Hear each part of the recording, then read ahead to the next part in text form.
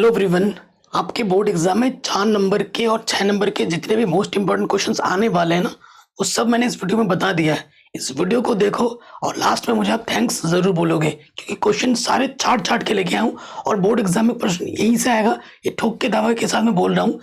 ऐसे मैंने और ढेर सारे क्वेश्चन ऑलरेडी करा रखे हैं, जिसके लिंक्स मिलेंगे डिस्क्रिप्शन में। बिना किसी देरी के वीडियो को स्टार्ट करते हैं। बिना किसी देरी के पहले क्वेश्चन पे आ जाते हैं। क्या बोलो, द्विघात समीकरण के मूलों की प्रकृति ज्ञात कीजिए। यदि मूलों वास्तविक हैं तो उन्हें ज्ञात कीजिए।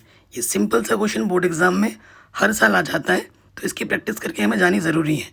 ठीक है, और बाकी मैंने सब कुछ पढ़ा रखा है, लिंक्स मिलेंगे डिस्क्रिप्शन में। एक बार डिस्क्रिप्शन आप बच्चों ज़रूर चेक कर लेना। तो सबसे पहले लिखेंगे जो दिया है। ठीक है, दिया है द्विघात समीकरण। जिस तरीके से एग्जाम में लिखना है ना, बिल्कुल मैं वैसे ही लिखवाऊंगा। द्विघात समीकरण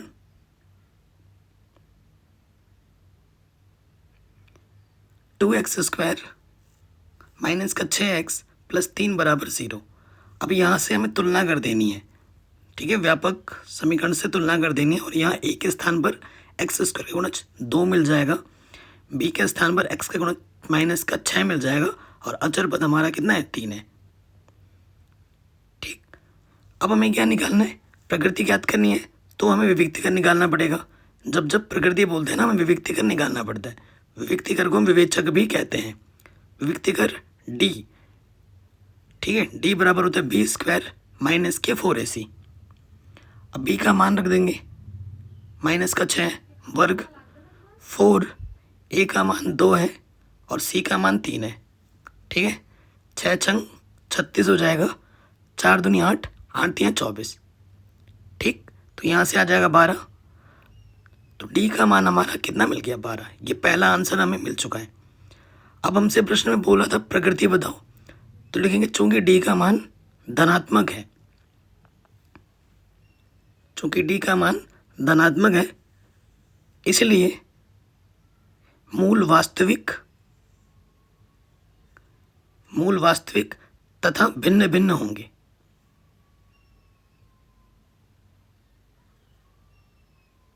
ठीक, ये चीज़ हमें लिख देनी है। अब हमें मूल भी ज्ञात करने के लिए बोला है, तो जब जब डी निकालो ना, तब तक हमें श्रीधराचार्य का नियम ही लगाना सबसे बेस्ट होता है। ठीक है, तो अब यहाँ लिखेंगे द्विघात ही सूत्र से, जिसे हम श्रीधराचार्य का नियम भी कहते हैं। क्या होता है ये, x बराबर माइनस का b प्लस माइनस अंडर के d बट्टे में 2a। ठीक, इसको डब्बे में हम बंद कर देते हैं। अब हम सभी मानों को आराम से ध्यानपूर्वक रखेंगे। देखो b का मान हमारा क्या, माइनस का 6 प्लस माइनस d अभी हमने निकाला था 12 और बट्टे में है 2a। a का मान है 2। नेगेटिव नेगेटिव क्या हो जाएगा, पॉजिटिव। और 12 को लिख सकते हैं 4 तिया 12, 4 का वर्गमूल 2 होता है, तो यह आ जाएगा 2√3 बट्टे में 4। ऊपर से 2 उपनिष्ठ है, 2 तिया 6, 2 बाहर आ गया, 3 बचेगा यहाँ पर अंडर में, बट्टे में 4। 2 से काटो 2 दूनी 4। चूँकि एक अभाज्य संख्या के ऊपर अंडर आ गया ना ऊपर, तो हमें यहीं पे छोड़ देना, बाकी हल करने की ज़रूरत नहीं है। पूरे नंबर मिलेंगे आपको, यहीं पे छोड़ दो। x बराबर 3 प्लस माइनस √3 बट्टे 2। ये हमें हमारा उत्तर आराम से मिल गया। ठीक, अब आते हैं नेक्स्ट क्वेश्चन में। तो देखो यहाँ दे रखा है, सिंपल सा क्वेश्चन है। कह रहे हैं चित्र आप देख सकते हैं, BD जो है AC पर लंब है। ये जो BD है ना, AC पर लंब है, और जो CE है वो AB पर लंब है। तो हमें सिद्ध करना है कि त्रिभुज AEC समरूप है ADB के। ख नंबर का प्रश्न है, हम लिखेंगे, ठीक है, कि जो त्रिभुज है ना, वो त्रिभुज हम ले लेंगे, दोनों त्रिभुज। अब क्योंकि समरूप दिखाना है ना, तो समरूप दिखाने के 3 प्रमेय हैं। तो जिन प्रमेय को हम लगाएंगे, क्योंकि एंगल की बात हो रही, तो एंगल वाला लग जाएगा यहाँ पर आराम से। देखो जब दोनों त्रिभुज हम लेंगे, चाहे छोटा वाला लो या बड़ा वाला लो, दोनों ही त्रिभुज में ए भुज जो कोण है वो हमारा उभयनिष्ठ कोण है। ए कोण क्या है हमारा, उभयनिष्ठ कोण है। तो कोण ए बराबर कोण ए है, हम यहाँ लिख देंगे उभयनिष्ठ, कि ये कोण हमारा क्या है, उभयनिष्ठ है। उसके बाद आ जाओ, देखिए जो हमारा डी कोण है और जो हमारा ई कोण है वो दोनों के दोनों बराबर है, क्योंकि दोनों के दोनों 90 अंश के हैं। ठीक, अब लिख देंगे अतः, क्योंकि संगत दो कोण हमने बराबर दिखे तो अतः एंगल क्राइटेरिया से जो दोनों त्रिभुज होंगी वो समरूप हो जाएंगी। यही हमें सिद्ध करना था। ये सिंपल सा क्वेश्चन 3-3 नंबर में पूछा गया है, 4 नंबर में आ सकते हैं, 3 और 3 मिलाकर 6 नंबर में आ जाते हैं। ठीक है, पार्ट्स बना के भी दिए जाते हैं एग्जाम में प्रश्न। हो गया, सिंपल सा क्वेश्चन था। देखो 4 और 6 नंबर के मैंने ढेर सारे और भी क्वेश्चन करा रखे हैं जिसके लिंक्स मिलेंगे डिस्क्रिप्शन पे, सो डिस्क्रिप्शन ज़रूर चेक कर लेना। अगला बोल रहे एक कक्षा के विद्यार्थियों द्वारा गणित में प्राप्तांक दे रखे हैं, आपको क्या निकालनी है, माध्यिका निकालनी है। 4 नंबर में माध्यिका हर साल आता ही आता है। ठीक है, तो चलो माध्यिका निकालते हैं। माध्यिका निकालने के लिए 3 कॉलम बनाना है हमें। एक में लिखना है वर्ग अंतराल, दूसरे में बारंबारता, और उसके बाद संचयी बारंबारता। बारंबारता बोले तो एफ, संचयी बारंबारता बोले तो सी एफ।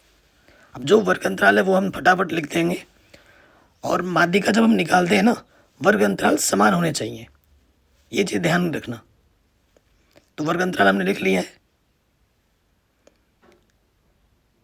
ठीक, अब जो बारंबारता दे रखी है उसको ध्यान से लिख देंगे। 2, 10, 12, 15, 13 और 8, 4। ठीक है, ये हमें दे रखा है, जो दे रखा था उसी को देख के हमने रखा है यहाँ पर। सी एफ पहला वाला वैसा का वैसा होता है, नीचे वाला जोड़ते रहते हैं। 2 में 10 जोड़ेंगे 12, 12 में 12 जोड़ेंगे 24, 24 में 15 जोड़ेंगे तो ये हो जाएगा 39, 39 में 13 जोड़ेंगे तो ये हो जाएगा 52, 52 में 8 जोड़ेंगे तो 60, और 60 में 4 जोड़ेंगे तो 64। तो देखो इन एफ को जोड़ देंगे तो 64 आएगा, और एफ के कुल योगफल को हम एन से दिखाते हैं। तो अगर आपने नोटिस किया होगा, यहाँ पे 64 आया, एन 64, और उधर सी एफ के अंत में भी 64 है। अब हमें n/2 निकालना होता है। n/2 कितना आ जाएगा, 32। अब हमें 32 से जस्ट ज़्यादा ढूंढना है सी एफ में, 32 से जस्ट ज़्यादा। बहुत सारे बड़े होंगे लेकिन जो पहली बार में ज़्यादा दिखा 39, इसी सीध में आगे बढ़ोगे यानी कि हमें माध्यक वर्ग मिल जाएगा। माध्यक वर्ग कितना मिलेगा, देखो जहाँ से हमने चेक किया है ना, 30 से 40, ये हमारा माध्यक वर्ग है। और माध्यक वर्ग की जो निम्न सीमा है वो कितनी है, 30 है, और अंतर कितना है 30 से 40 यानी कि 10। ठीक है, तो ये एफ, और जहाँ से हमने चेक किया था उसके ऊपर वाला सी एफ होता है। 24 हमारा सी एफ हो जाएगा। एफ हमारा कितना हो जाएगा 15, सी एफ हमारा हो जाएगा 24। जहाँ से चेक करते हैं उसके ऊपर वाला सी एफ होता है। अब माध्यक के सूत्र में रख दो, माध्यक को माध्यिका भी कहते हैं। तो सूत्र होता है L+N/2 माइनस के सी एफ गुणा H बट्टे में F। अब हम ऊपर से सभी मानों को उठाकर यहां रख देंगे।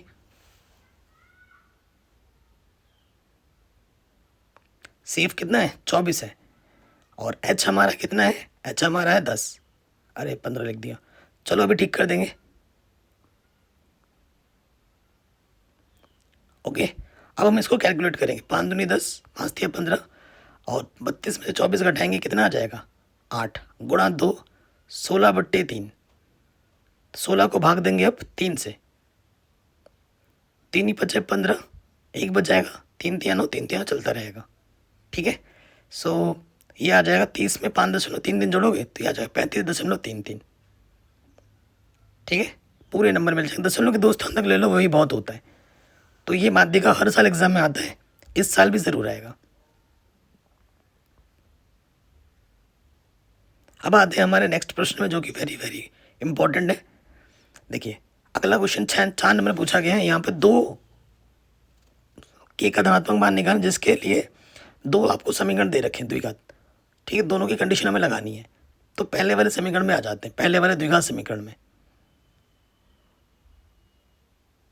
देखो क्या दे रखा है हमें, 6 का कौन नंबर है ना, तो द्विघात समीकरण जो दे रखा है पहले उसको हम लिख लेंगे। x² + kx + 64। a क्या होता है x² का गुणज, कुछ नहीं तो 1।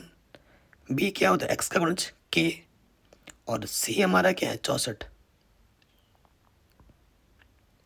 अब देखिए प्रश्नानुसार हमें प्रश्न में क्या बोला, दोनों मूल वास्तविक हों।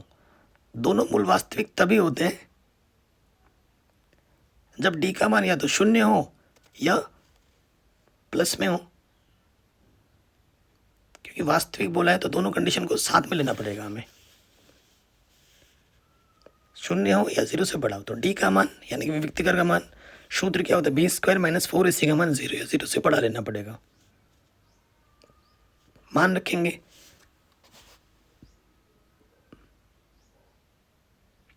ठीक, मान रख दिया। अब देखो नेगेटिव वाला ना उधर जाके पॉजिटिव हो जाएगा, माइनस का उधर जाके प्लस हो जाएगा, ठीक है ना। 4 गुणा 64, वर्गमूल निकालोगे, के का वर्ग 4 का वर्गमूल 2 और 64 का वर्गमूल 8, तो आ जाएगा 8 दूनी 16। ये पहले वाले पार्ट से हमें आंसर मिल गया, पहले वाले समीकरण से। सेम चीज़ हमें दूसरे वाले में भी करना है, ठीक है। तो दूसरा वाला ले लेंगे अब हम। दूसरा वाला समीकरण है एक्स स्क्वायर माइनस के 8x प्लस का k बराबर 0। तो यहाँ से हमें a मिल जाएगा एक्स स्क्वायर गुणा 1, b मिल जाएगा माइनस के 8 और c मिल जाएगा हमें k। तो फिर से वही सेम कंडीशन है प्रश्नानुसार, दोनों मूल वास्तविक हो तो डी का मान हमें, विविक्तिकर का मान हमें 0 से बड़ा लेना पड़ेगा।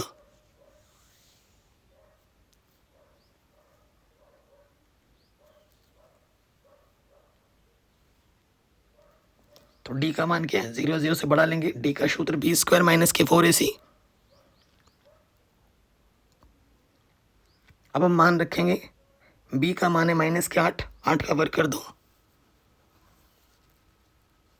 4, ए हमारा 1 है और सी हमारा के है। तो 8 8 64, 4 एकम 4, माइनस का 4 के उधर जाके प्लस का 4 के हो जाएगा। अब दोनों तरफ 4 से भाग दे देंगे, 4 से 4 कट गया और भाग देंगे 4 कम 4, 4 चौको 16 और 4 छंग 24। तो के का मान ये हमें आराम से मिल जाएगा, ठीक। दोनों स्थिति में हमने के का मान बता दिया। अब नेक्स्ट प्रश्न पे आ जाओ। कह रहे पानी की सतह से, वेरी वेरी इंपॉर्टेंट क्वेश्चन है, एग्जाम में पूछा गया है। पानी की सतह से 14 मीटर ऊपर जहाज के डेक पर खड़े एक व्यक्ति का पहाड़ी की चोटी से उन्नयन कोण 60 डिग्री है। तो देखो ये मैंने चित्र बनाना स्टार्ट कर दिया है। सतह से ऊपर 14 मीटर ले लिया हमने इधर, और पहाड़ी जो होगी वो देखो पहाड़ी एकदम नीचे से होती है ना, ये हमारी पूरी पहाड़ है ये, ठीक है।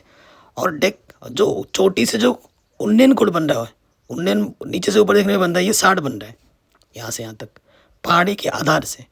दूसरा अवनमन कोण 30 बन रहा है, देखिए 14 मीटर है ना। तो ये जो चीज़ है उन्नयन कोण बनाने के लिए नीचे के हमसे क्या लेनी पड़ेगी, एक रेखा लेनी पड़ेगी। तो देखो रेखा ले लेंगे अब हम।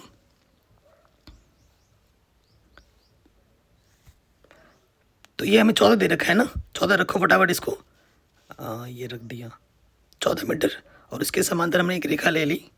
अब ये जो उन्नयन कोण हमें दे रखा है, देखो पहाड़ी की जो ऊंचाई होगी ना, यहाँ से लेकर यहाँ तक हमने h मान लिया और यहाँ से लेकर यहाँ तक तो 14, क्योंकि इधर 14 तो इधर भी 14 ही होगा। तो जब 14 में h जोड़ देंगे तो पहाड़ी की ऊंचाई हमें मिल जाएगी। जो उन्नयन कोण हमें दे रखा है 60 और अवनमन कोण जो हमें दे रखा है 30, ठीक है। अब देखो चित्र हमारा बन गया ना, दो समकोण त्रिभुज बने हैं, पहाड़ी की ऊंचाई निकालनी है। प्रश्न में ये भी पूछ सकता है कि पहाड़ी की बीच की दूरी बताओ डेक से, तो वो हमने x मान ली, ठीक है। अब देखो नाम दे देते हैं A B C D E. तो हमें ऊंचाई निकालनी है, वो होगी h + 14 के बराबर, ठीक है। अब एक समकोण त्रिभुज इधर बना, इधर बना, दो समकोण त्रिभुज बने, इनको बस हल कर दो तुम्हें आंसर मिल जाएगा। देखो ए बी तुम्हें पता है और बी सी तुम्हें निकालना पड़ेगा। ए बी बट्टे बी सी, कोण के सामने वाली भुजा लंब होती है, नीचे आधार, तो लंब बट्टे आधार tan थीटा, थीटा हमारा कितना है 30। अब ए बी हमारे पास 14 है, बी सी हमने x माना है, tan 30 का मान होता है 1/√3। तिरछी गुणा करोगे x 1 कम x और 14√3 आ जाएगा यहाँ पर, ठीक। उसके बाद देखिए नेक्स्ट वाले पार्ट में, ऊपर वाले में आ जाओ। त्रिभुज, दूसरे वाले समकोण त्रिभुज में ए डी ई में आपको ई डी निकालना है और ए डी पता है। देखो नीचे वाला एक्स है तो ऊपर वाला भी एक्स ही होगा ना, समांतर है। तो देखो हमें ई डी पता है और ए डी निकालना है, ए डी पता है। तो लंब बट्टे आधार क्या होता है, टेन थीटा।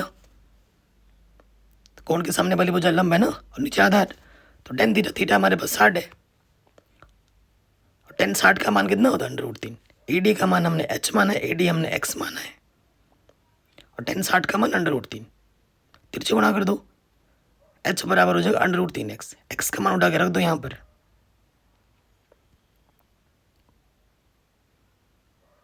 गुणा करेंगे 14, √3 गुणा √3 3, 14 का जो 8 होती है 42। तो ये एच हमें 42 मिल गया। लेकिन हमें पहाड़ी की ऊंचाई निकालनी है, अतः पहाड़ की ऊंचाई एच में क्या करना है, 42, एच में हमें 14 जोड़ देना है। तो एच का मान 42 है, 42 में 14 जोड़ देंगे तो ये हो जाएगा 56 मीटर। तो ये हमें हमारा उत्तर मिल गया। ठीक है जी, कोई डाउट, ये दिक्कत नहीं होगी। अगले क्वेश्चन में आ जाओ, वेरी वेरी इंपॉर्टेंट है।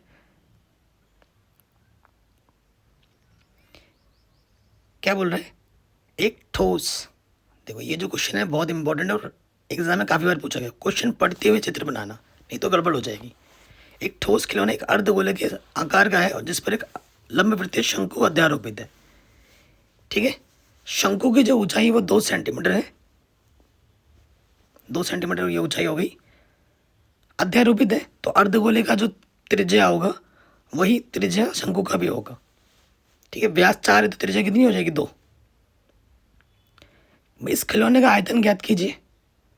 और फिर बोला लंब वृत्त, और यदि एक लंब वृत्तीय बेलन इस खिलौने के परिगत, मतलब इस खिलौने के परिगत अगर बेलन है टच करता हुआ, तो देखो ये बेलन बनाते हो उस खिलौने के बगल में टच करता हुआ, तो बेलन और खिलौने के आयतन का अंतर भी निकालना है।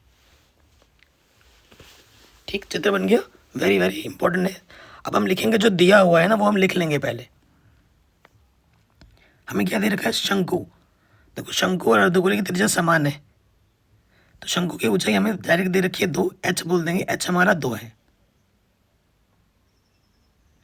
और जो हमें व्यास दे रखा था 4, अर्धगोले का और दोनों का सेम टू सेम है ना, अध्यारोपित है, तो त्रिज्या की उसकी आधी हो जाएगी 2 सेंटीमीटर। ठीक, अब हम लिखेंगे ठोस का आयतन, खिलौने का आयतन। खिलौने का आयतन किसके बराबर होगा बच्चों, नीचे से हमारा अर्धगोला है और ऊपर से शंकु है, अर्धगोला प्लस शंकु। अर्धगोले का आयतन प्लस शंकु का आयतन।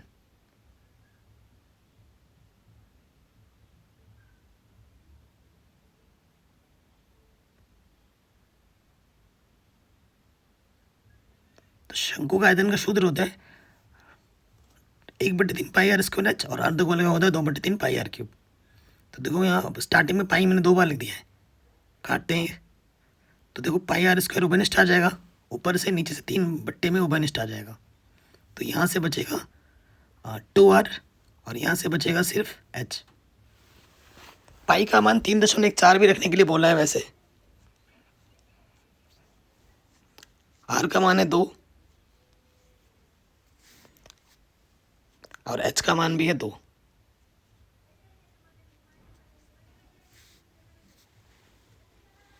2 दूनी 4 बट्टे में 3, और ये 4 और 2 6, 3 दूनी 6 और इधर से हो जाएगा 4 दूनी 8। गुणा कर देंगे अब, 4 8 32, हासिल लगा 3, 4 कम 4 और 3 11, सॉरी 8 और 3 11, और 8 या 24 और 1 25, 0.2 स्थान के बाद तो 25.12 सेंटीमीटर क्यूब आ जाएगा। ठीक, अब क्वेश्चन के दूसरे वाले पार्ट में आ जाओ। इसके परिगत जो हमने बेलन खींचा है, तो उस खिलौने के आयतन का अंतर निकालना है। ठीक है, बेलन का आयतन और उस खिलौने का जो आयतन है तो उसका अंतर बताना है। तो अब हम निकालेंगे बेलन का आयतन। बेलन का आयतन का सूत्र क्या होता है, पाई आर स्क्वायर एच।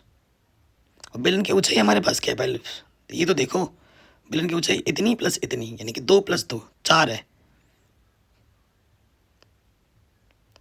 और बेलन की जो त्रिज्या है वो तो सेम ही है, क्योंकि व्यास सेम है ना। त्रिज्या कितनी है? 2 है। त्रिज्या r बराबर 2, इसलिए बेलन की, अब निकाल दो बेलन का आयतन। तो बेलन का आयतन क्या हो जाएगा? πr²h।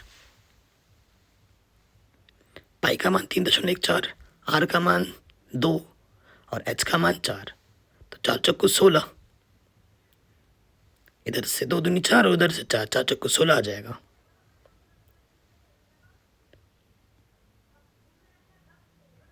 चार 4 16, ठीक है। अब 16 से हमें गुणा कर देना 3.14 को। तो जब गुणा करोगे तो देखो कितना आ जाएगा, डबल हो जाएगा पहले वाले से, 50.24 हो जाएगा, इतना सेंटीमीटर क्यूब। अब अंतर बोला है, ठीक है। ये समीकरण 1, इसको समीकरण 2 मान लो, और इसका अंतर निकालने के लिए बोला है। अंतर मतलब घटाना, आयतन का अंतर। तो बड़े वाले में से छोटा वाला घटा दो,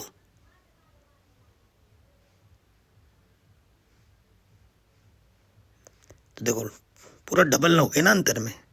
तो 50.24 में से 25.12 घटा दो, तो 4 में से 2 घटाएंगे 2, 2 में से घटाएंगे 1,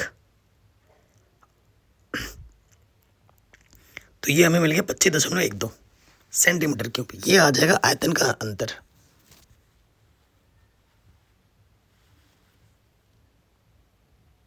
ठीक है, तो ये क्वेश्चन भी हमारा आराम से बन गया। वेरी वेरी इंपॉर्टेंट क्वेश्चन था। कहीं पे भी डाउट हो या दिक्कत हो, आप एक बार प्रश्न को दोबारा ज़रूर देखें। अब आते हैं अगले प्रश्न में। देखो ये प्रश्न 4 नंबर में है। सिद्ध कीजिए कि 2 + √3 का अपरिमेय संख्या है, लेकिन ये 2 नंबर में भी आता है। तो आपकी किस्मत अच्छी हुई, तो 2 नंबर में भी आ सकता है या फिर 4 नंबर में भी आ सकता है।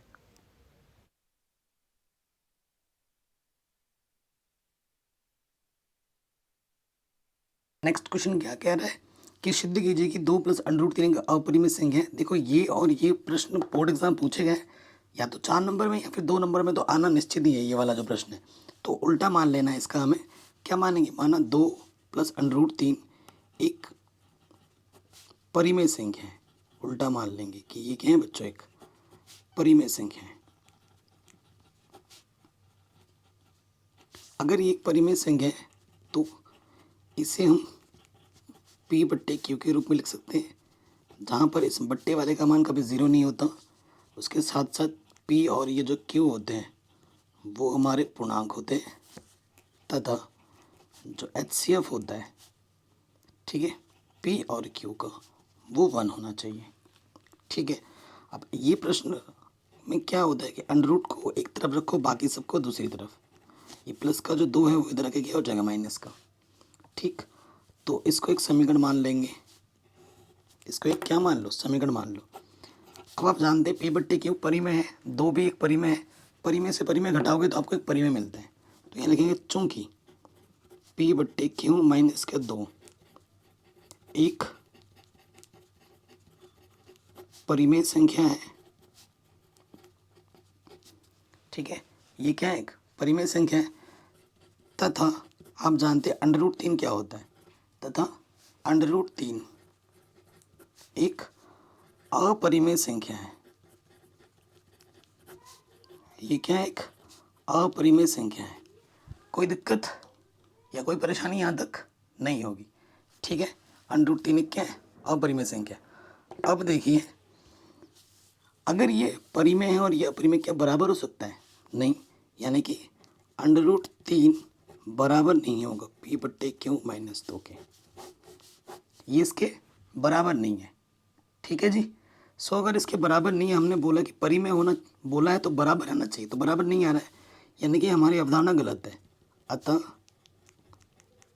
हमारी अवधारणा गलत है। हमारी अवधारणा क्या है बच्चों? गलत है। अगर हमारी अवधारणा गलत है तो इसका सीधा सीधा मतलब है कि 2 + √3 ये क्या होगी? एक अपरिमेय संख्या होगी। ये सिंपल सा क्वेश्चन है।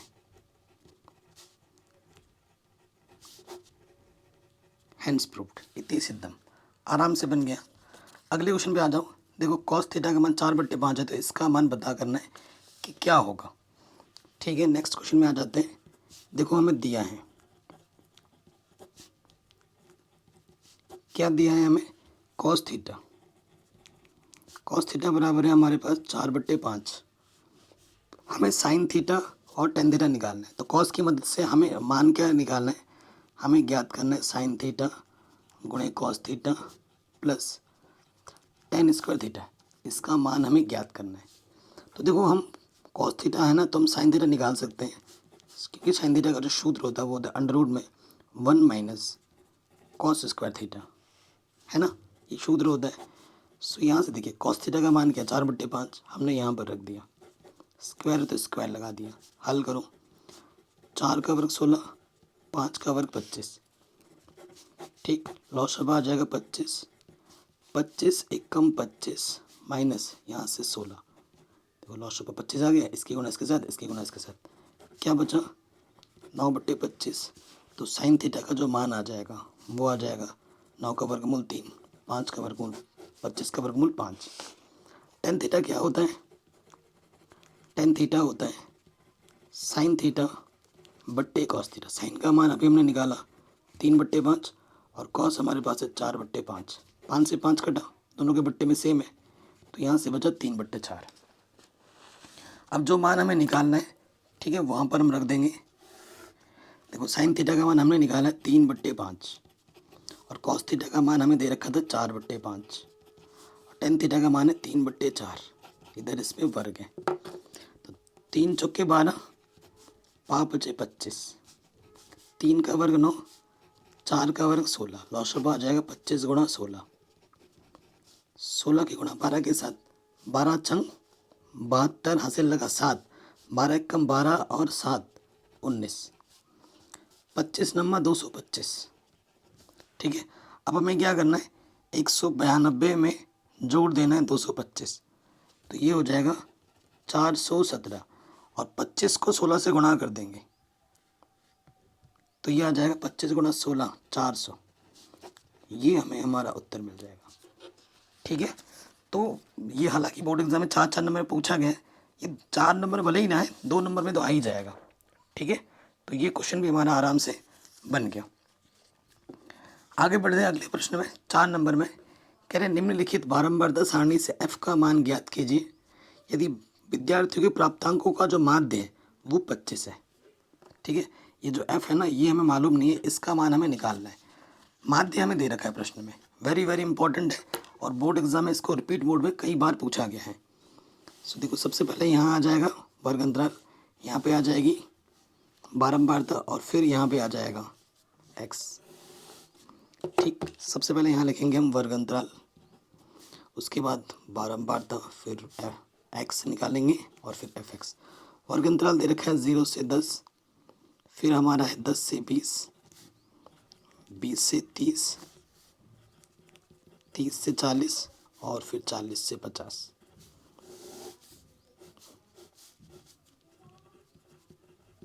ठीक, उसके बाद देखो बारंबारता में दे रखी 6 f 6 10 15, तो यहाँ लिख दो 6 f 6 10 5।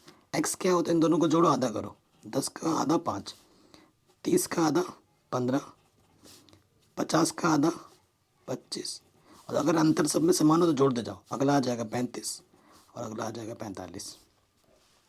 हमें माध्य ऑलरेडी दे रखा है प्रश्न में, fx 6 पंजे 30, ये हो जाएगा 15f, 25 छंग कितना 150, 35 ढाई 350 और यहाँ से आ जाएगा 45 को गुणा करना है 5 से 225। ठीक है, अब fx देखो यहाँ जोड़ोगे, अंकों को जोड़ोगे, ये हो जाएगा 500 725 755 और ये 15f। यहाँ से देखो ये हो जाएगा 6 6 12, ठीक है 12 और ये 10 कितना 22 और 5 27 प्लस का ये f। ठीक है, चूँकि माध्य बराबर क्या होता है, हमने प्रत्यक्ष विधि लगाया है, एफ एक्स का कुल योगफल बट्टे एफ का कुल योगफल। प्रश्न में माध्य दिया हुआ है, माध्य हमें दे रखा है, कितना दे रखा है माध्य प्रश्न में, 25 दे रखा है, 25, तो यहाँ पर रख दो 25 और एफ एक्स कितना है 755 प्लस के 15f और f का क्या है 27 प्लस f। कोई दिक्कत कोई परेशानी नहीं होगी। अब इसके बट्टे में कुछ नहीं तो एक तिरछे गुणा कर दोगे तो यहाँ से आगे देखो 755 किसी भी संख्या को 1 से गुणा करते हैं वही रहता है, और इसको 25 से गुणा कर देंगे 27 गुणा 25 675 और ये आ गया 25 के f। ठीक 755 अंकों की तरफ ये प्लस का 675 इधर आ गया, 25f और ये प्लस का 15 इधर के माइनस का f हो जाएगा। अब आपको 755 में से 675 घटा देना, कितना आ जाएगा 80 और यहाँ से बचेगा 10f, तो f का मान आ जाएगा 8। f का मान कितना आ जाएगा 8 आ जाएगा। वेरी वेरी इंपॉर्टेंट है, आराम से बन गया। ठीक है जी, कोई भी दिक्कत हो एक बार दोबारा देखें। आगे बढ़ते हैं, अगले क्वेश्चन में आ जाते हैं।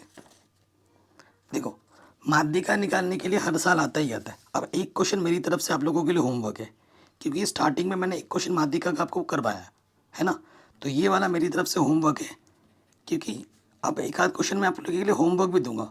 एग्ज़ाम देने जाओगे अगर क्वेश्चन की प्रैक्टिस नहीं करके जाओगे तो कॉन्फिडेंस आएगा ही नहीं। हर एक क्वेश्चन अगर टीचर पर डिपेंड करोगे तो बात नहीं बनेगी। ठीक है, और ऐसे कई सारे टीचर हैं सिर्फ व्यूज़ के चक्कर में दिन भर मैराथन चलाते रहते हैं, बच्चों को अपने लाइव क्लास में बिठा के रखते हैं, बच्चे का सेल्फ प्रैक्टिस का टाइम ही नहीं मिलता उनको। ठीक है, दिन भर बिठा के रखता हूँ मैं भी सकता हूँ, बट उसका कोई बेनिफिट नहीं है जब तक बच्चा खुद से क्वेश्चन सॉल्व नहीं करेगा। ठीक है, अगला प्रश्न क्या है कि 10 मीटर ऊंचे भवन के शिखर से एक केबल टावर का शिखर का जो उन्नयन कोण है वो 60 डिग्री है, इसके पाद का जो अवनमन कोण है 45 डिग्री है। टावर की ऊंचाई ज्ञात करनी और √3 का मान 1.73 लेना है। ठीक है, चलिए हल कर दें। हमारे पास क्या बोला 10 मीटर ऊंचा भवन है, भवन भी हो और टावर भी हो, ज़मीन पे खड़ा रहेगा। ये हमारा भवन है और ये हमारा केबल टावर है। ठीक है, कह रहे हैं 10 मीटर ऊंचा भवन, ये जो भवन है उसकी ऊंचाई 10 मीटर है। ऊंचे भवन के शिखर से केबल टावर के शिखर का जो उन्नयन कोण है वो कितना है 60 डिग्री है, तो उन्नयन कोण बनाने के लिए इसके समांतर हमें रेखा लेनी पड़ेगी, तो यहाँ ले लेंगे 60। ये 60 डिग्री ले लिया। कह रहे हैं फिर इसके पाद का, इसी बिंदु से इसके पाद का जो अवनमन कोण है वो कितना है 45 है। यहाँ पर कितना है बच्चों 45। ऐसा एक प्रश्न 4-6 नंबर में आएगा ही आएगा। हमें क्या बोला टावर की ऊंचाई निकालो। देखो अगर ये यहाँ से लेकर यहाँ तक 10 है तो यहाँ से लेकर यहाँ तक भी कितना है 10 है, और टावर की ऊंचाई पूरी है, इस दूरी को मैंने h मान लिया। अगर मैं h में 10 जोड़ दूंगा तो पूरा टावर की ऊंचाई मुझे मिल जाएगा। ठीक है, और फिर बोला अच्छा टावर की ऊंचाई बोला, हो सकता है कि भवन और टावर के बीच की दूरी भी पूछते हैं एग्जाम में, ये भी हो सकता है। और वैसे तो चाहिए, मैंने ये दूरी को x मान लिया। अगर ये दूरी x होगी तो ये दूरी भी क्या हो जाएगी ऑटोमेटिकली x हो जाएगी। नाम दे दो इसको, ये हो गया A B C D E, कुछ भी नाम दे सकते हैं हम। देखो 2 समकोण त्रिभुज बना है, उनको तुम हल करोगे तुम्हें तुम्हारा आंसर फट से मिल जाएगा। त्रिभुज ABC में, ABC में आपको AB पता है और आपको BC चाहिए होगा। ठीक है, AB जो पता होता है और जो निकालना उसके भी संबंध लगाते हैं, बट्टे BC। कोण के सामने वाली भुजा लंब और ये हमारा क्या है आधार, तो लंब बट्टे आधार क्या होता है tan थीटा। थीटा कितना है बच्चों 45। AB हमारे पास क्या है 10, BC हमने x माना है, tan 45 का मान 1 होता है, x 1 कम x और यहाँ पर है 10, x का मान क्या हो गया 10 मीटर। ठीक हो गया। अब आ जाइए दूसरे वाले त्रिभुज में, त्रिभुज ADE में, ADE में तो AD हमें चाहिए और AD हमें पता चल चुका है, AD बट्टे AD। कोण के सामने वाली भुजा ये लंब और ये हमारे आधार, लंब बट्टे आधार क्या होता है tan थीटा। थीटा हमारे पास क्या है 60। AD को हमने h माना है और इसको हमने x माना है। tan 60 का मान √3 होता है। अब देखो हमें h का मान निकालना है, ये बट्टे के इधर आके क्या हो जाएगा गुणे में, और x का मान हमें पता है कितना 10, तो h का मान हमारे पास आ गया 10 √3 मीटर। लेकिन हमें निकालना है, हमें क्या निकालना है बच्चों, हमें निकालना है टावर की ऊंचाई। ठीक है, हमें √3 का भी मान रखना है, ये ध्यान रखिए। और टावर की ऊंचाई निकालनी है, टावर की ऊंचाई क्या हो जाएगी h + 10, h का मान है 10 √3 + 10, तो 10 आ गया ओवरनिस्ट √3 कम √3। प्रश्न में √3 का मान रखने के लिए बोला है 1.73। ठीक है, 10 और ये आ जाएगा 1.73 और ये है 1, 10 गुणे में 2.73, तो ये हो जाएगा 200, 2.73 दशमलव एक स्थान के बाद। ठीक है, तो ये आ जाएगा 200, कुछ गड़बड़ तो नहीं कर रहा हूँ मैं, 10 से गुणा करेंगे ना, पीछे एक जीरो लग जाएगा दशमलव एक स्थान के बाद, नहीं 27.3 यहाँ लग जाएगा आंसर, यहाँ लगेगा दशमलव। ठीक है, तो जो ऊंचाई होगी केबल टावर की वो होगी 27.3 मीटर। ये हमें हमारा उत्तर आसानी के साथ मिल गया। कोई डाउट हो या कोई दिक्कत हो, प्रश्न को दोबारा ज़रूर देखें। अगले प्रश्न पे आ जाओ, 6 नंबर का। कह रहे हैं दो संख्याओं के वर्गों का अंतर 180 है, छोटी संख्या का वर्ग बड़ी संख्या का 8 गुना है, दोनों संख्याएं आपको ज्ञात करनी है। 6 नंबर का प्रश्न बोर्ड एग्जाम में पूछा गया है। दो संख्याएं, तो मान लेते हैं दो संख्या होगी तो एक संख्या तो बड़ी होगी और एक संख्या हमारी छोटी होगी।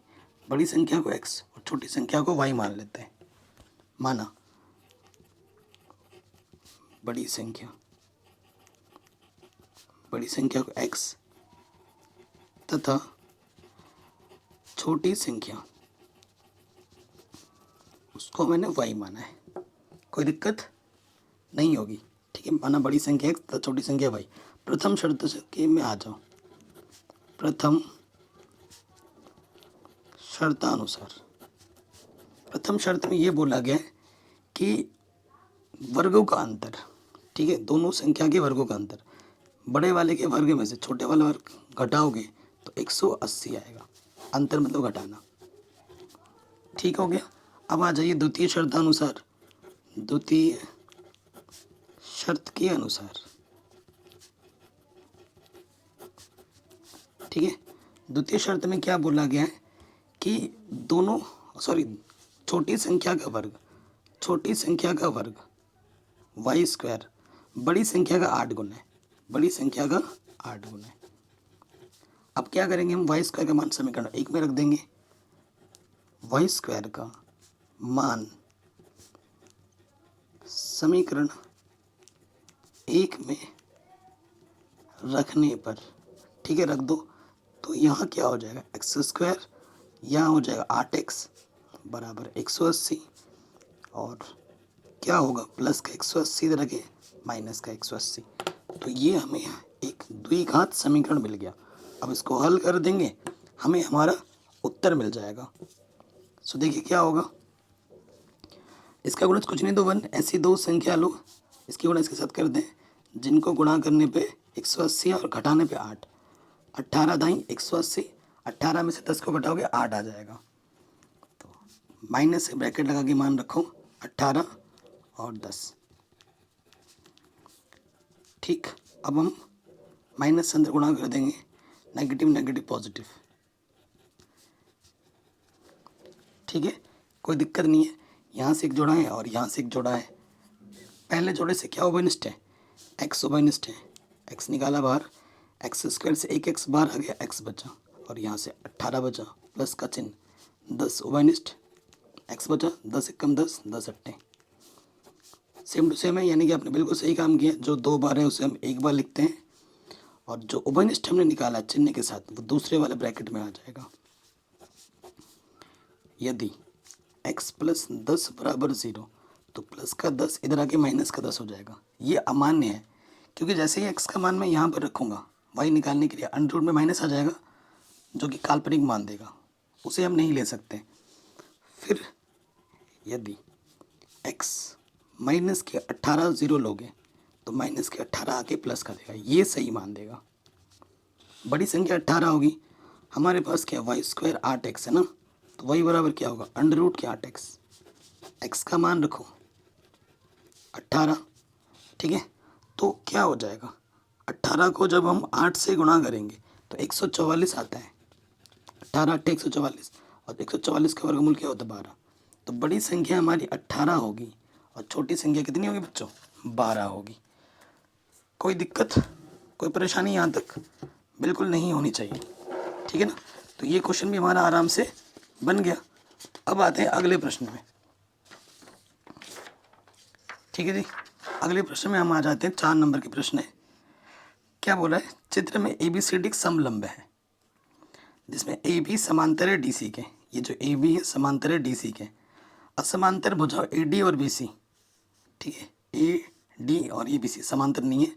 E और F पर बिंदु पर प्रतिच्छेद कर दें तो हमें दर्शाना है कि जो AE बट्टा AD है और BF बट्टा FC वो आपस में बराबर है, ठीक है। बहुत ही आसान सा प्रश्न है और इम्पोर्टेंट भी है। तो मैं क्या करूँगा, देखो हमें दिया क्या है पहले ये देखो, सबसे पहले जो दिया है वो हम लिख देते हैं। हमें दे रखा है AB समांतर CD के हैं। AB समांतर किसके हैं CD के, ये दिया है। हम क्या मान लेते हैं माना, ठीक है, AB समांतर CD के, हमने ये माना कि जो AB समांतर है EF के, ठीक है। EF और ये हमने मान लिया कि जो EF है वो समांतर है AB के। अगर EF AB के समांतर है तो EF DC के भी समांतर हो जाए, क्योंकि AB और CD आपस में समानांतर है। तो EF समांतर हो जाएगा CD के, ठीक। फिर हमें एक रचना करनी है। क्या करनी है रचना, रचना में हमें क्या करना है A से C को मिलाना है। इस बिंदु का नाम मैंने O दे दिया। रचना किया, रचना में क्या किया A से C को मिलाया, ठीक है। बहुत ही शानदार क्वेश्चन है। हमें सिद्ध क्या करना है वो हमने लिखा नहीं, यहाँ लिख देते हैं। सिद्ध करना है, क्या सिद्ध करना है हमें, AE बट्टे ED बराबर होगा BF बट्टे FC। ये हमें सिद्ध करना है। सबसे पहले देखो, चूंकि अगर हम देखो EF समांतर AB लेते हैं, ठीक है, यहाँ ले लो EF समांतर CD लोगे तो EO यहाँ से लेकर यहाँ तक ऑटोमेटिकली समांतर क्या हो जाएगा, देखो चूँकि EF समांतर है CD के, तो इसका सीधा मतलब है कि EO समांतर हो जाएगा CD के।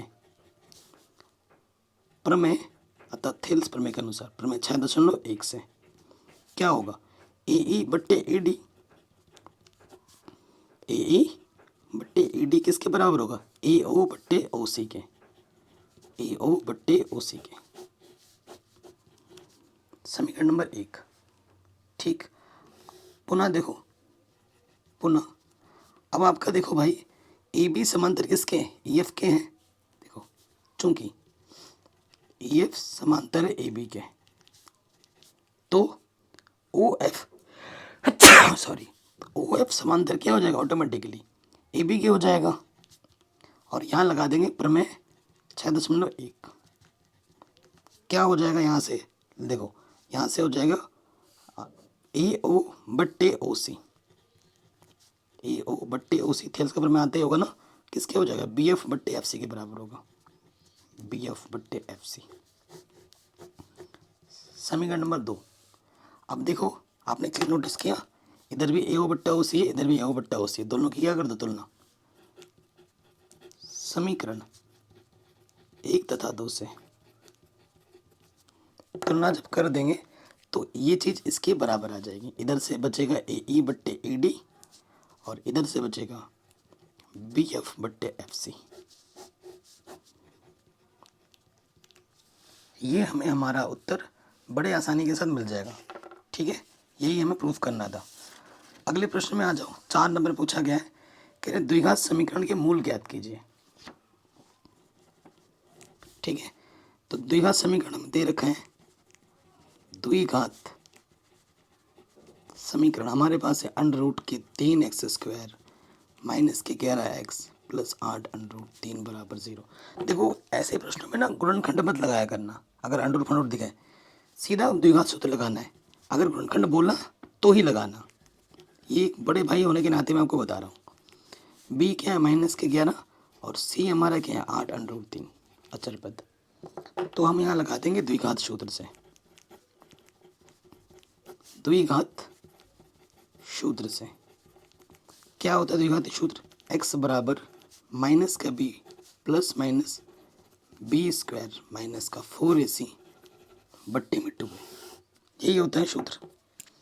ठीक, माइनस b हमारा है 11 प्लस माइनस 11 का वर्ग माइनस फिर 4, a का मान अंडर रूट 3, c का मान है अंडर रूट 3 बट्टे 2a, a का मान है अंडर रूट 3।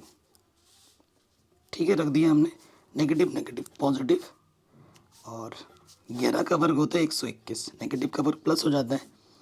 4 अटे 32, 32 और ये गुणे में 3, 32 तियाँ 3 दूनी 6, 3 तियाँ 9, 32 तियाँ 96 होता है बट्टे में 2 अंडर रूट 3 है। फिर क्या करना है, देखो घटाओ 121 में से 96 घटाएंगे कितना बचेगा, 25 बचेगा, 2 अंडर रूट 3। ठीक, यहाँ लिख दोगे x बराबर 11 प्लस माइनस 25 का वर्गमूल 5 बट्टे में 2 अंडर रूट 3। जब भी कहीं पे भी एक में अंडर रूट दिखे ना वहीं पे छोड़ दो आंसर। एक बार वैसे प्लस में लेना है और एक बार माइनस में लेना है।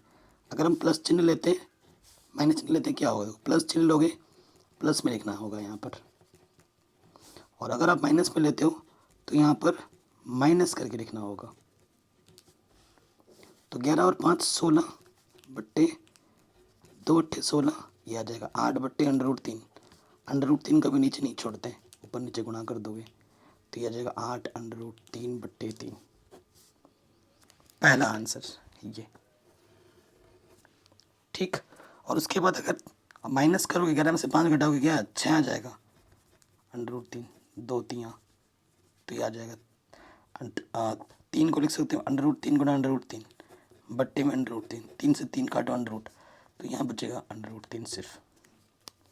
तो ये हमें हमारे दोनों आंसर आराम से मिल जाएंगे। कोई दिक्कत या कोई परेशानी नहीं होगी। तो ये क्वेश्चन हमारा आराम से बन गया। आगे बढ़ते हैं, अगले प्रश्न में आ जाते हैं। निम्नलिखित बारंबारता सारणी का माध्य ज्ञात कीजिए। ठीक है, माध्य निकालने के लिए एग्जाम में आता ही आता है। सो देखो अभी हम इसको थोड़ा आगे बढ़ा देंगे। किसी विधि का उल्लेख नहीं किया गया तो जो विधि आपको अच्छी लगती है वो विधि आप लगा सकते हो, लेकिन एग्जाम में अगर बोल देगा कि भैया ये विधि लगाओ तो आपको वही विधि लगानी ही पड़ेगी। बारंबारता बोले तो x, अगला कॉलम आपको x का चाहिए होता है। 25 और 10 को जोड़ दो, 25 और 10 को जोड़ोगे तो कितना आ जाएगा 35। ठीक, और 35 का आधा करोगे तो ये आ जाएगा 17.5। और सब में देखो 15-15 का अंतर है, 15 जोड़ोगे 17.5 में 15 जोड़ दोगे तो ये आ जाएगा 32.5, फिर 15 जोड़ दोगे तो ये आ जाएगा 47.5,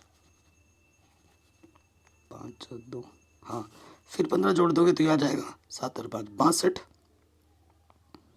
7 और 5 हाँ 62.5, फिर 15 जोड़ोगे तो ये कितना आ जाएगा 5 2 7 60 87, 32 में 15 जोड़ेंगे 47, 47 में 15 जोड़ेंगे तो 15 जोड़ना है ना 62 आ गया, 7 और 5 12। ठीक है, 62 में हम 15 जोड़ेंगे तो कितना आ जाएगा, तो ये आ जाएगा 77.5।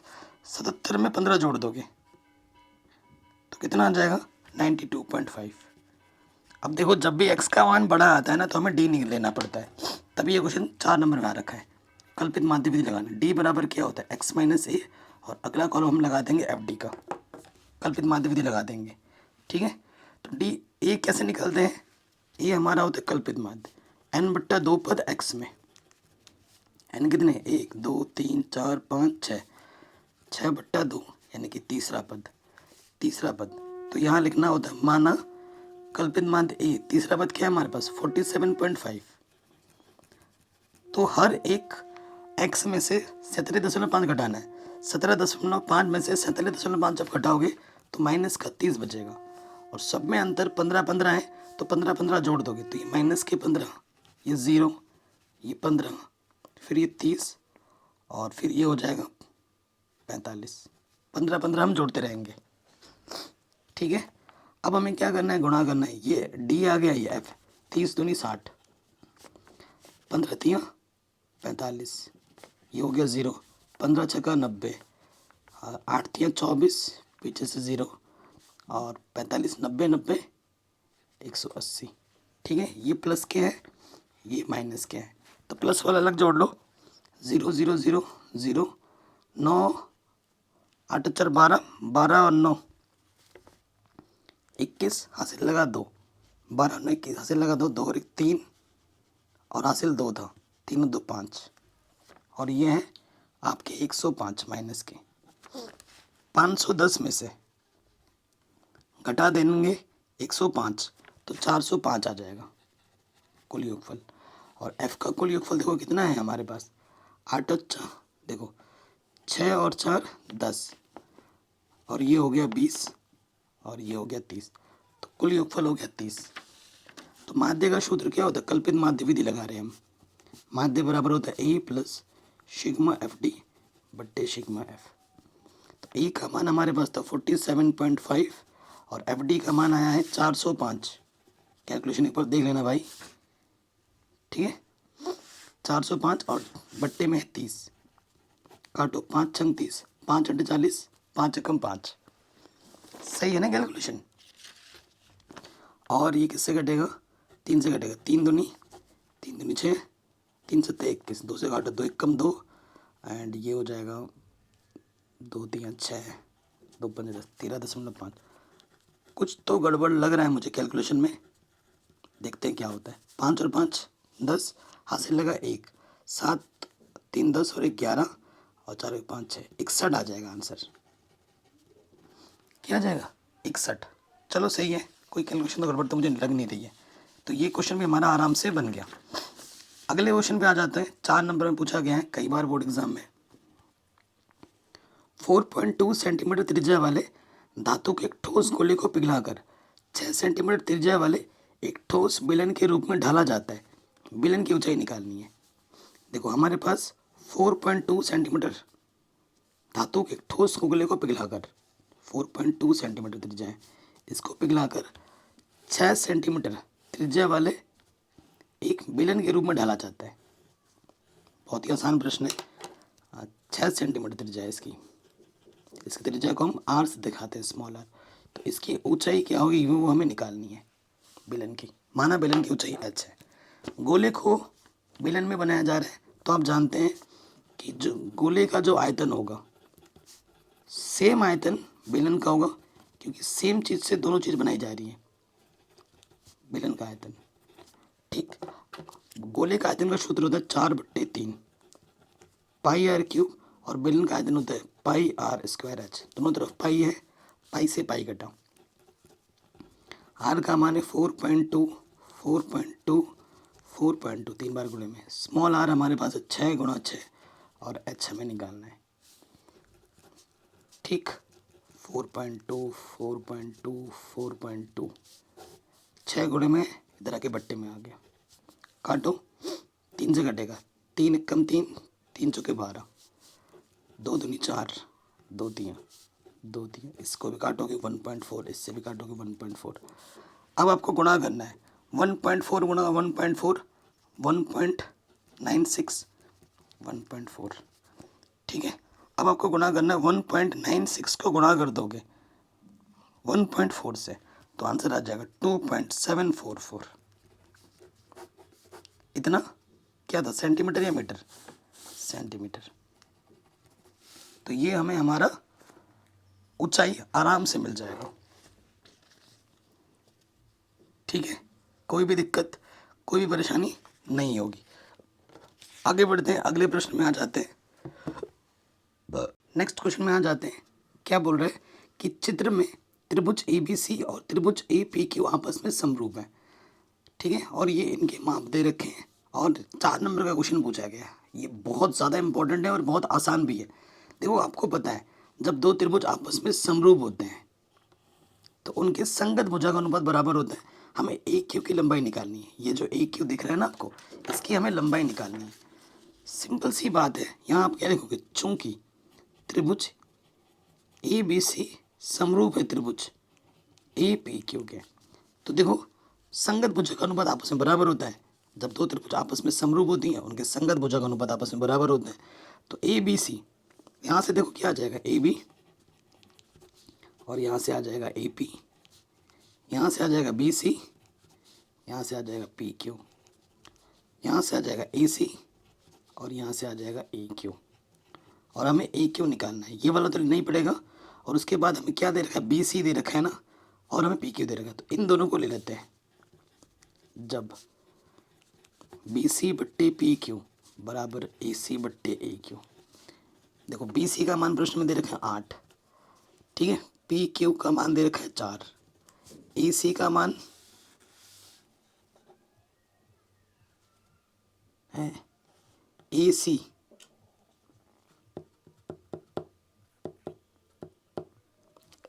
और ए क्यू। इस क्वेश्चन में थोड़ा सा मिस्टेक भी है यार, ठीक है, थोड़ा सा मिस्टेक भी है कि मान रखने में क्वेश्चन, हाँ ये क्वेश्चन बोर्ड एग्जाम में ये मान मिस्टेक दिया हुआ था, ये सॉल्व नहीं हो सकता क्योंकि इसका इनमें से कोई एक मिसिंग होना चाहिए, दोनों मिसिंग है, नहीं निकल सकता, ठीक है। ये मान रखने में कुछ गड़बड़ दिए रखा था और इसे छोड़ सकते हैं हम। ये बोर्ड, इसको मैंने हालांकि सही रूप में मैंने चैप्टर का 6 का जो 1 शॉट करा रखा है ना, उसमें मैंने इस क्वेश्चन का सही रूप करा रखा है, तो उसमें जाके देख लीजिएगा आप लोग। अगले क्वेश्चन में आ जाते हैं जो वेरी वेरी इंपॉर्टेंट है और बोर्ड एग्जाम में आते हैं बार बार। क्या है, कह रहे हैं इस साल तो भाई आएगा ही आएगा बड़े नंबर में। कह रहे हैं 2 अंकों की एक संख्या के अंकों का योग 9 है। देखो 2 अंकों की संख्या है, ये दहाई अंक हुआ, ये इकाई अंक, ये इकाई अंक हुआ, ये दहाई अंक। इकाई अंक को मैंने x माना और दहाई अंक को मैंने y माना। 2 अंकों की संख्या है तो माना इकाई का अंक, मैंने इकाई के अंक को x मान लिया तथा दहाई का अंक इसको मैंने y मान लिया, ठीक, कोई दिक्कत नहीं है। अब इसका जो वास्तविक होता है रूप, वास्तविक रूप या प्रसारित रूप जो लिखना चाहो, वास्तविक ही लिखना, वास्तविक रूप दहाई बोले तो 10, यानी कि ये हो जाएगा 10y + x। और पलटने पर जो संख्या होगी, अगर इसको हम पलट दें, पलटने पर संख्या मतलब ये इधर आ जाए और ये इधर आ जाए, तो फिर क्या हो जाएगी 10x + y, ठीक, ये हो जाएगी। कह रहे हैं 2 अंकों की एक संख्या के अंकों का योग 9 है प्रथम शर्तानुसार।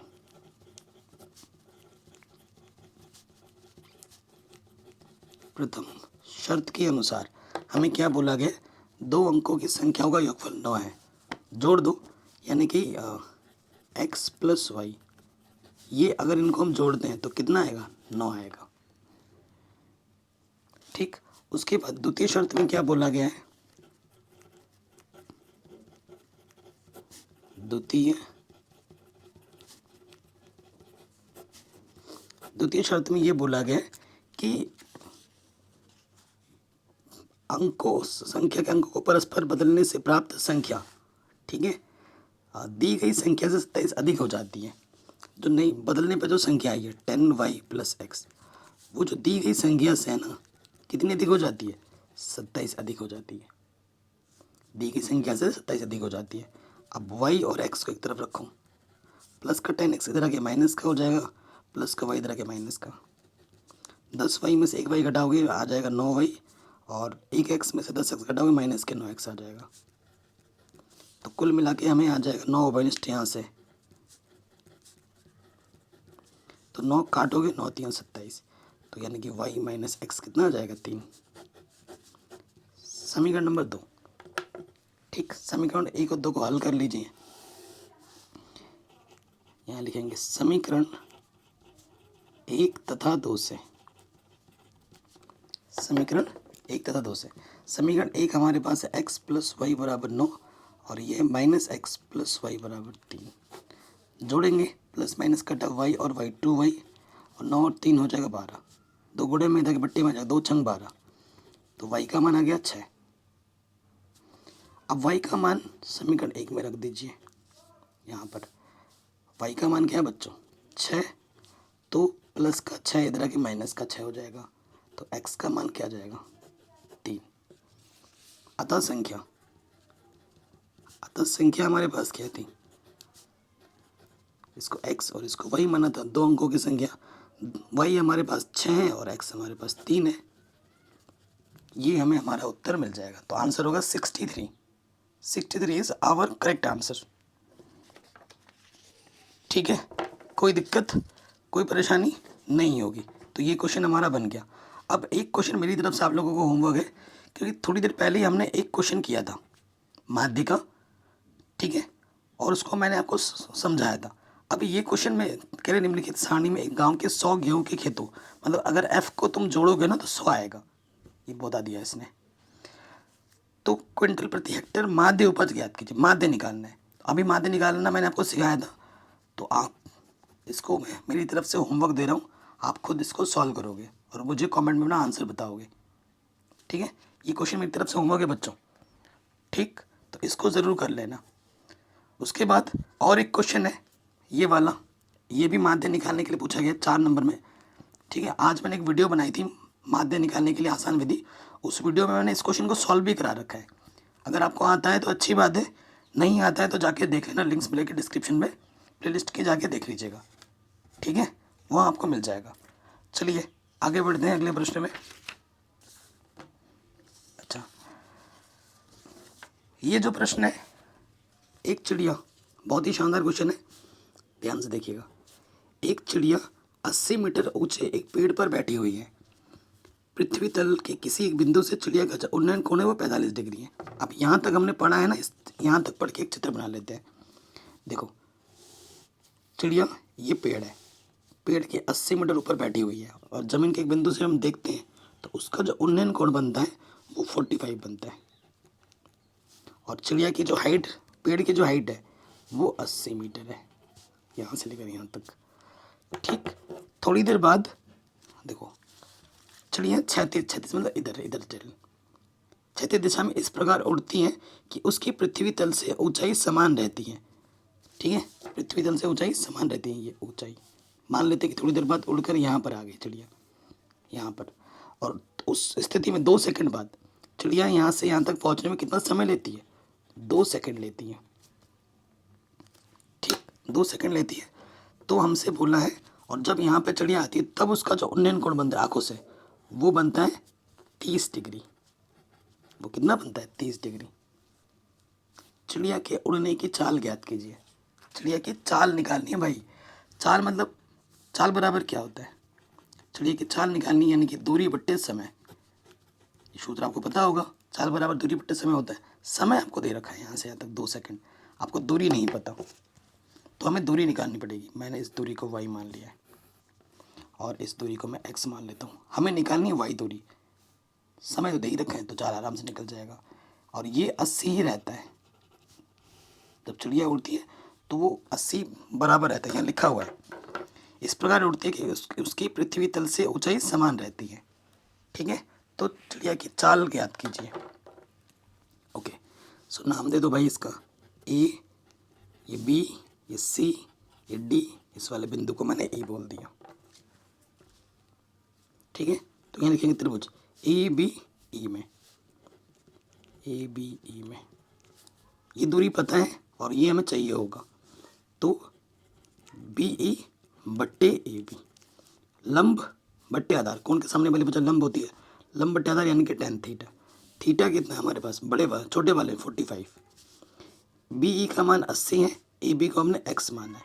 tan बदल इसका मान 1 होता है, x एक कम x और यहाँ पर है 80, तो x का मान आ गया 80 मीटर। अब दूसरे वाले त्रिभुज में आ जाओ, त्रिभुज ए सी डी में। ठीक है, ये हमें पता है और ये हमें निकालना है।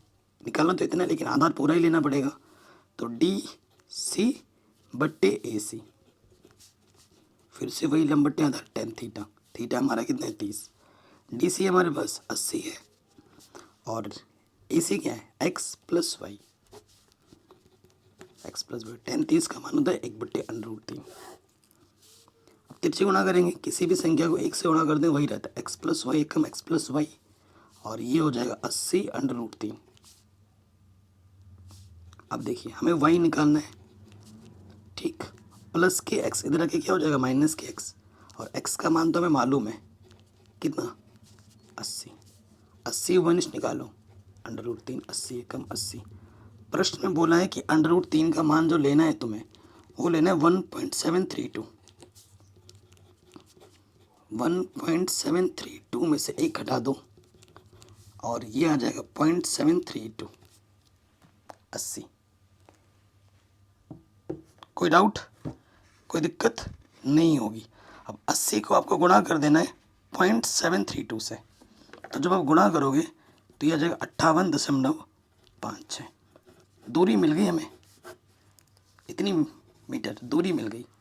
अतः चाल, अतः चिड़िया की चाल, चाल बराबर क्या होता है बच्चों, दूरी बट्टे समय। दूरी है 58.56 और समय हमें दे रखा है 2। चिड़िया की काटोगे 2 दूनी 4, 2 9 18, 2 दूनी 4, 2 8 16, इतना मीटर प्रति सेकंड। ये आ जाएगी चिड़िया की चाल। कोई डाउट या कोई दिक्कत बिल्कुल नहीं होनी चाहिए। तो ये क्वेश्चन भी हमारा आराम से बन गया। चलिए नेक्स्ट क्वेश्चन में आ जाओ, आपकी आंखों के सामने है। कह रहे हैं सभी खंड कीजिए और समीकरण ये जो हमें दे रखा है इसके मूल बताने। ये क्वेश्चन 4 नंबर में पूछा गया, लेकिन 4 नंबर में भी आ सकता है और 2 नंबर में भी आ सकता है, ठीक है। तो देखो क्वेश्चन है, हमें दिया क्या है, x 1/x बराबर 3, ये हमें दे रखा है ना। इसके बट्टे में कुछ नहीं, देख ले लो लॉस छपा, x एकम x, x को गुणा करोगे x से x², 1 एकम 1, ये बट्टे में कुछ नहीं तो 1 ले लो, तिरछे गुणा। किसी भी संख्या को 1 से गुणा करेंगे वही रहता है, 3 गुणा x 3x। अब प्लस का 3x इधर आ गया, माइनस का 3x, ये हो गया, ठीक। अब इस प्रश्न को हमें हल करने के लिए श्रीधराचार्य का नियम लगाना पड़ेगा। गुणनखंड से नहीं हल होगा। x² गुणज को हम 1 बोलते हैं, अब a बोलते हैं, 1 है हमारे पास। b x के गुणज को बोलते हैं, माइनस का 3 है, और अचर पद को c बोलते हैं, माइनस के 1, ठीक। फिर हमारे पास क्या है, द्विघाती सूत्र।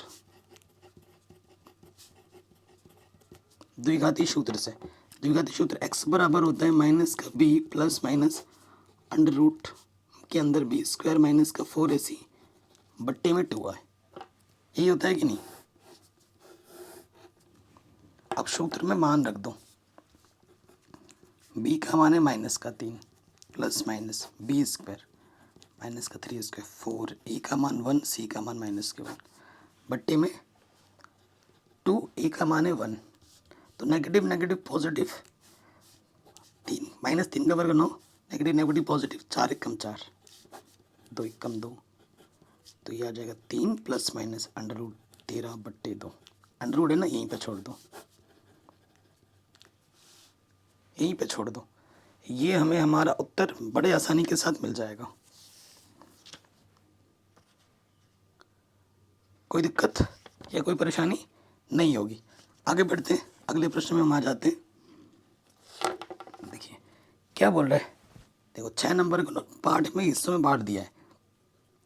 एक त्रिभुज ABC एक समद्विबाहु त्रिभुज है जिसमें AC बराबर BC है, यदि AB² 2AC² है।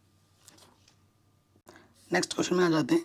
कह रहे हैं एक ठोस शंकु के आधार का है, ठीक है, शंकु के आकार का है जो एक समान आधार त्रिज्या के अर्धगोले पर अध्यारोपित है। मैं आपको बताऊं, अर्धगोला है, दोनों की त्रिज्या समान है, आधार समान है। अर्धगोले के ऊपर क्या है, एक शंकु है, यह है शंकु, ठीक। हमसे क्या बोला है, अगर इसकी त्रिज्या r है तो इसकी भी त्रिज्या कितनी होगी, r होगी। यदि अर्धगोले का वक्र पृष्ठ तथा शंकु का वक्र पृष्ठ समान हो, ठीक है, तो शंकु की त्रिज्या और ऊंचाई का अनुपात क्या होगा। मान लेते हैं कि शंकु की जो ऊंचाई है वो h है, ठीक है। सो देखो हमें दिया क्या है, प्रश्न में हमें दे रखा है, ये क्वेश्चन 6 नंबर में आ रखा है बोर्ड एग्जाम में। ठीक, हमें क्या दिया है, अर्धगोले का वक्र पृष्ठ, अर्धगोले का वक्र पृष्ठ, संपूर्ण नहीं बोला है, वक्र बोला है, ध्यान रखिए, अर्धगोले का वक्र पृष्ठ किसके बराबर हो, शंकु का वक्र पृष्ठ। ठीक है, तो अर्धगोले का क्षेत्रफल होता है 2 पाई आर स्क्वायर और शंकु का होता है पाई आर एल। ठीक है, तो देखो पाई से पाई कटा, 2 आर स्क्वायर और ये आर गुणे में के बट्टे में आ जाएगा और ये एल हो गया, एक आर से एक आर कट जाएगा, यहाँ बचेगा 2 आर एल। ठीक है, तो यहाँ ऊंचाई जो है ना, ऊंचाई यहाँ पर मिस्टेक है, यहाँ पर तिर्यक ऊंचाई है इस क्वेश्चन में, इस क्वेश्चन में यहाँ क्या है, तिर्यक ऊंचाई है। तो तिर्यक ऊंचाई हमारी क्या होती है, एल होती है। तो हमसे त्रिज्या और तिर्यक ऊंचाई का अनुपात बोल रहा था, इसके गुणे में कुछ नहीं है तो 1 है, एल गुणे मीटर के पट्टी में आ गया, ये 2 गुणे मीटर के पट्टी में आ गया, तो आर अनुपात एल 1:2। बोर्ड एग्जाम में कभी कोई क्वेश्चन थोड़ा सा अगर मिस्टेक आ जाता है और उसको अटेम्प्ट कर देते हो तो उसके पूरे नंबर आपको मिलते हैं। इस क्वेश्चन में ऊंचाई की जगह तिर्यक ऊंचाई था। ठीक है, तो ये क्वेश्चन भी हमारा आराम से बन गया। आगे बढ़ जाते हैं, नेक्स्ट क्वेश्चन में आ जाते हैं। क्या बोल रहे हैं ये 4 नंबर में कह रहे एक लंबवृत्तीय बेलनाकार ठोस के आधार और शिखर दोनों अर्धगोलाकार हैं। लंबवृत्तीय बेलनाकार है, ऐसा ये बेलन है। ठीक है, जिसका जो दोनों तरफ अर्धगोले लगे पड़े हैं, इधर भी और इधर भी। आपने ऐसा प्रश्न ज़रूर पढ़ा होगा, किया होगा। ठीक है, हमसे क्या बोल रहे हैं, बेलनाकार भाग का जो व्यास है यहाँ से लेकर यहाँ तक 14 है, यहाँ से लेकर यहाँ तक, त्रिज्या क्या हो जाएगी 7, त्रिज्या क्या हो जाएगी 7 सेंटीमीटर, और कुल ऊंचाई जो यहाँ से लेकर यहाँ तक वो है 30 सेंटीमीटर। कुल ऊंचाई कितनी है, 30 सेंटीमीटर। तो देखो एग्जाम में कैसे लिखना है, पाई का मान 22/7 लेना है, ठोस का संपूर्ण पृष्ठीय निकालिए, ठोस का संपूर्ण पृष्ठीय निकालिए। तो हमें दिया क्या है, देखो क्योंकि अर्ध्यारोपित है ना, तो हमें व्यास दे रखा है, व्यास किसका, अर्धगोले का और बेलन दोनों का व्यास दे रखा है 14, त्रिज्या क्या हो जाएगी इसकी आधी 7 सेंटीमीटर। ऊंचाई क्या होगी बेलन की, ऊंचाई होगी बेलन की क्या, h बराबर टोटल 30 है, इधर से 7 इधर 7 जोड़ के घटा दो, 30 में से 14 घटाओ, कितना आ जाएगा 16 सेंटीमीटर। ठीक है, अब हमें क्या निकालना है, अतः ठोस का पृष्ठीय क्षेत्रफल, तो अंदर यहाँ से क्या है बेलन, तो ये हो जाएगा बेलन का क्षेत्रफल, इधर से एक अर्धगोला है, इधर से एक अर्धगोला है, प्लस 2 अर्धगोले का क्षेत्रफल।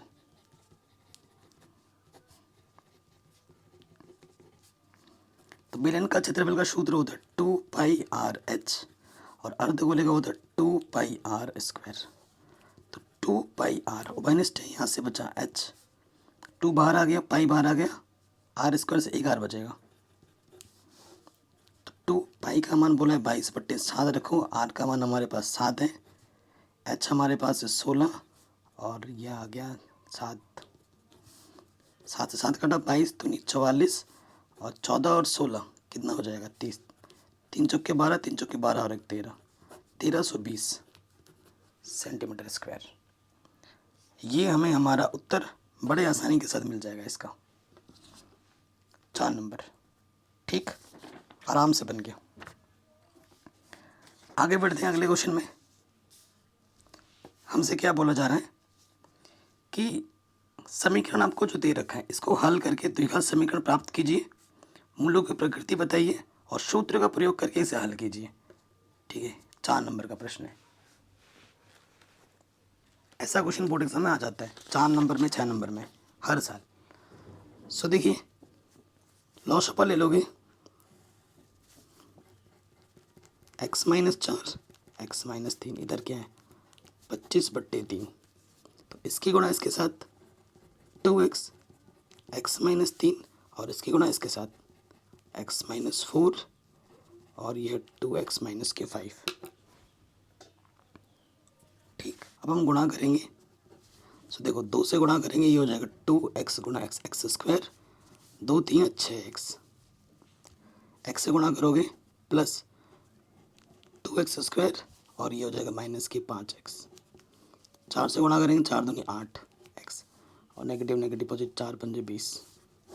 नीचे देखो x square minus 4 minus 3 minus के 7x, नेगेटिव नेगेटिव 4 3 12 और ये हो गया 25 बट्टे में 3। भाई 4 नंबर है, थोड़ा तो कैलकुलेशन करना ही पड़ेगा ना। 2x स्क्वायर ये हो गया 4x स्क्वायर, ये 8 और 5 13, 13 और 6 19x और ये प्लस का 20 बट्टे में क्या है एक्स स्क्वायर माइनस के 7x प्लस के 12, यह है 25 बट्टे 3। ठीक, कोई दिक्कत तो नहीं है। अब क्या करना है आपको, गुणा करना है। इधर से गुणा करेंगे तो 25 एक्स स्क्वायर, 25 सत्ते कितना होता है, 25 सत्ते होता है 175 एक्स, 25 गुणा 12 ये कितना होता है 300, 25 गुणा 12 300, 3 से गुणा करेंगे 4 3 12 एक्स स्क्वायर, 19 का 19 19 दूनी 38 19 57 57 और 20 3 60। अब सबको एक तरफ लो, 25 में से 12 घटाओगे प्लस के तरह के माइनस हो जाएगा तो बचेगा 13 एक्स स्क्वायर, 175 और ये नेगेटिव वाला प्लस का हो जाएगा। ठीक है ना, माइनस के 175 है, उसमें से ये नेगेटिव इधर के प्लस में हो जाएगा, प्लस का जोड़ दो इसमें 57, 175 में से 57 क्या करो घटा दो तो 118 बचेगा माइनस के, और 300 में से 60 घटा दो तो यहाँ से बचेगा 240 0। 13 का भागा जाएगा, नहीं 118 है। ये हमें हमारा द्विघात समीकरण मिल गया, ये हमें हमारा द्विघात समीकरण मिल गया। अब इसको सीधी तरह चलेगा, नियम से हल कर देना। x बराबर minus b plus minus b square minus के 4ac बट्टे में 2 है, इसको लगा के इसको हल कर सकते हैं। तो आशा करता हूँ वीडियो पसंद आई होगी। इसके और भी कई सारे पार्ट्स मैंने ऑलरेडी बना रखे हैं, प्लेलिस्ट मिलेगी डिस्क्रिप्शन में, जरूर देख लें। और किसी प्रकार की वीडियो की जरूरत हो कमेंट करके हम जरूर बताएं। आपको बोर्ड एग्जाम के लिए ढेर सारी बधाई। All the best.